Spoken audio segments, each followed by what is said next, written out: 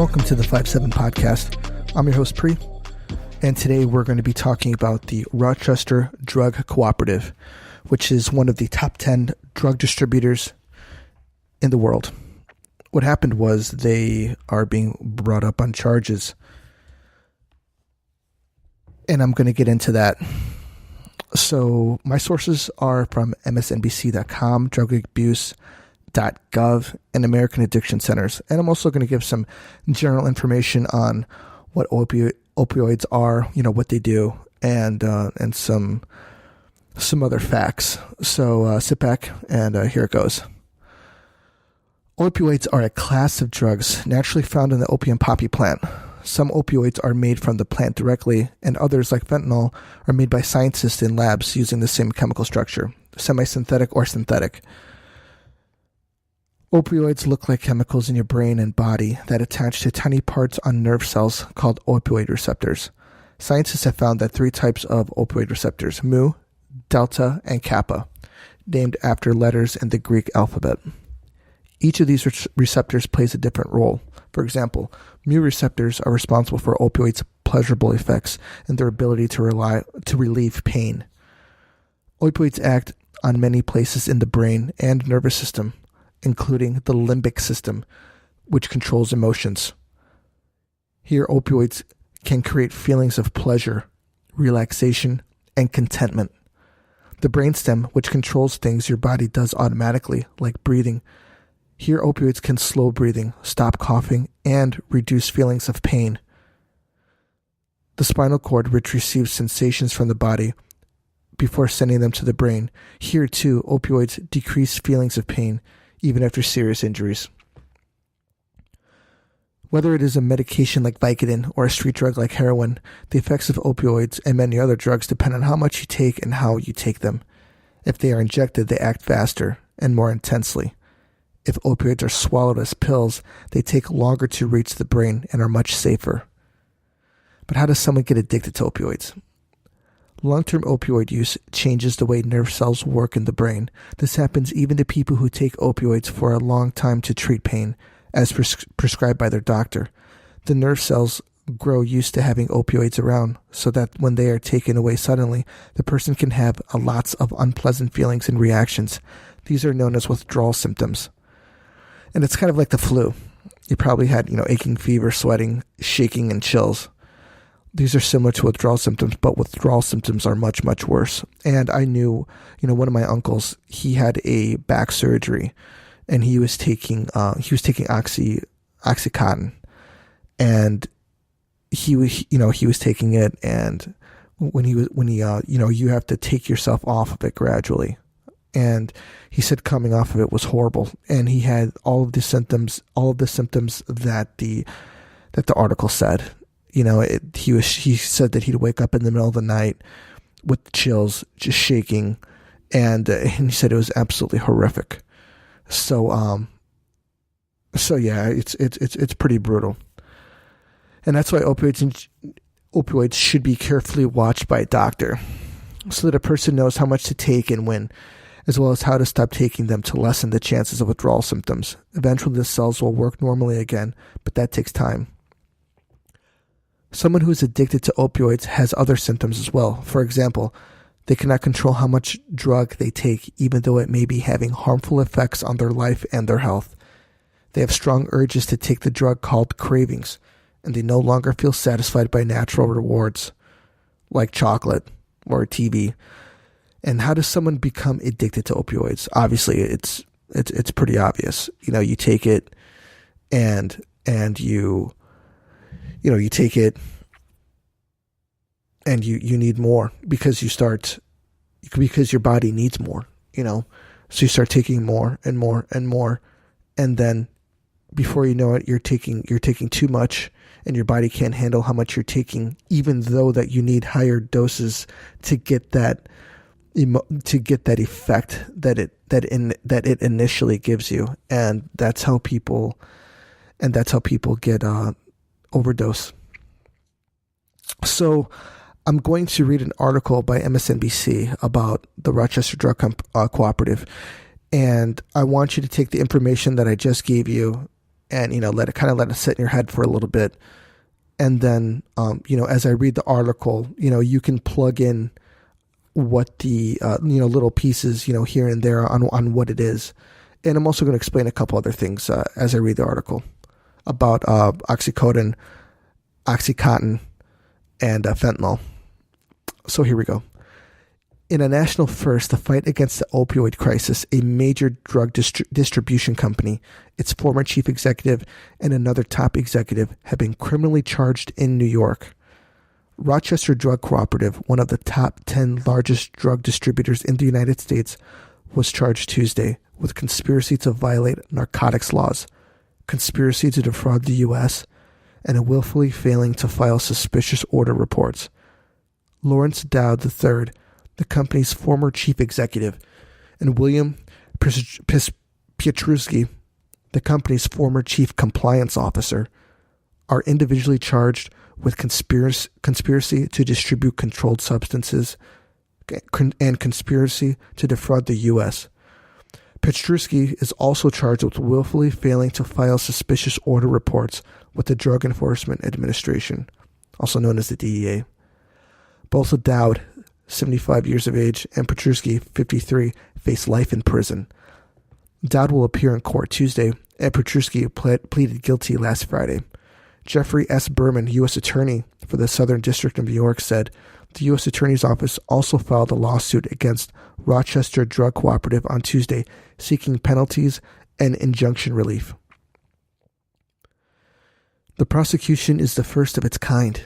Executives of a pharmaceutical distributor and the distributor itself have been charged with drug trafficking the same drugs that are fueling the opioid epidemic that is ravaging this country.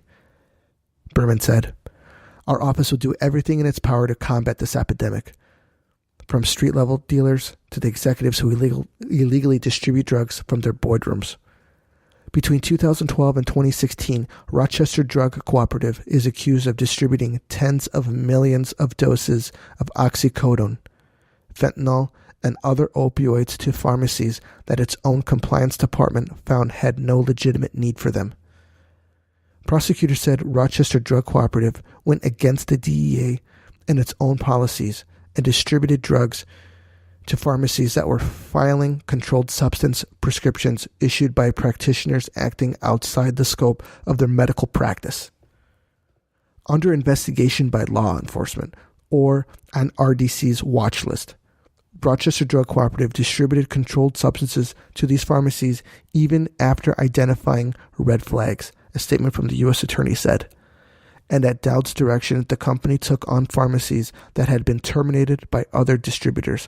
So obviously, the bottom line here was cash, and they wanted to pad their pockets even more, even after knowing what these drugs do to people. It's brutal. So what exactly is oxycodone? Oxycodone is an opiate agonist that is the active ingredient in a number of narcotic pain medications, including Percocet, Percodone, and Oxycontin. Oxycontin is a specific brand name for a pain medication in the opioid class, narcotic drugs, that contains the extended release version of Oxycodone.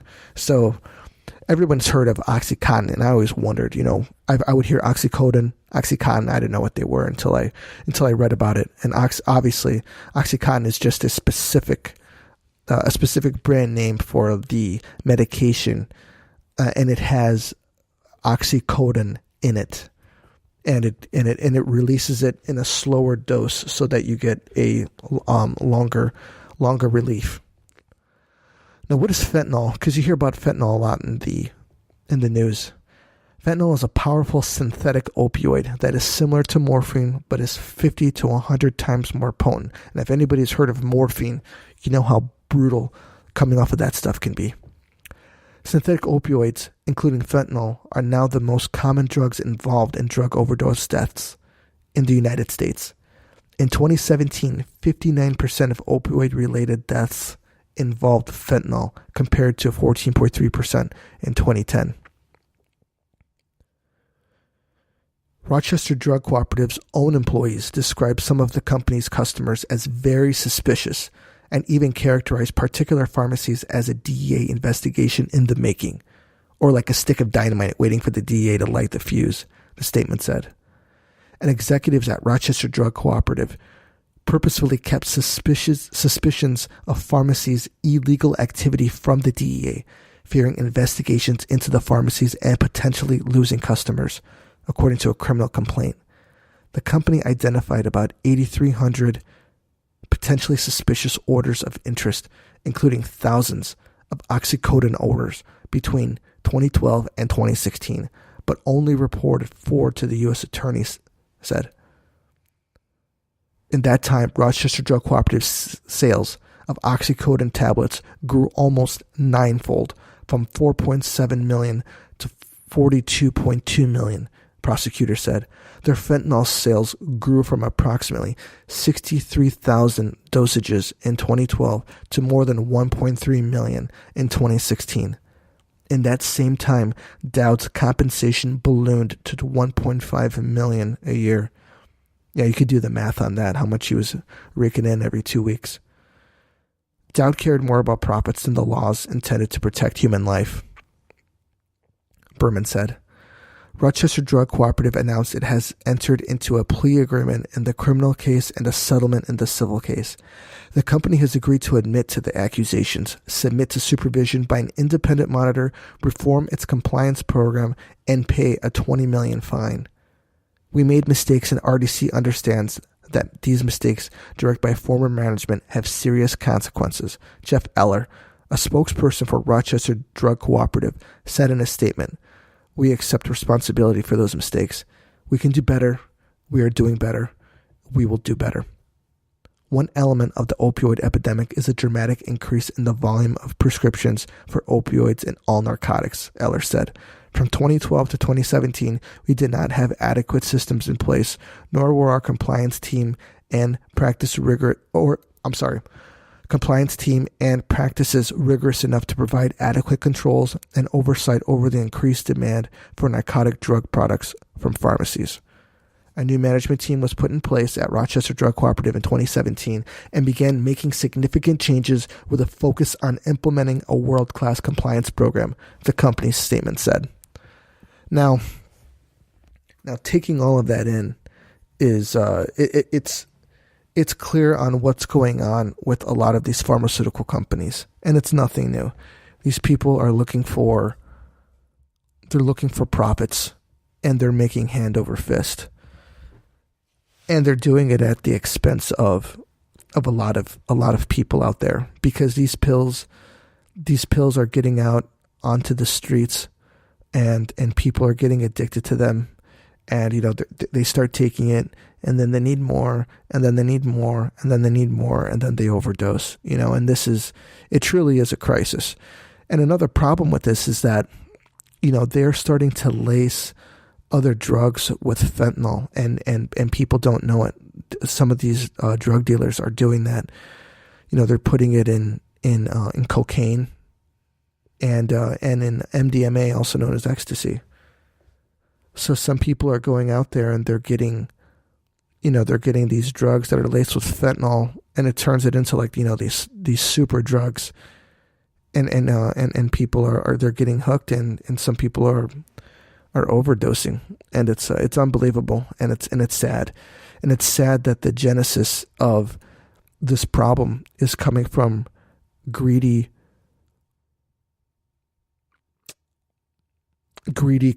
pharmaceutical companies. These men who are supposed to be leading these companies and doing the right thing, and they aren't, and they're padding their pockets, and in a way it's blood money.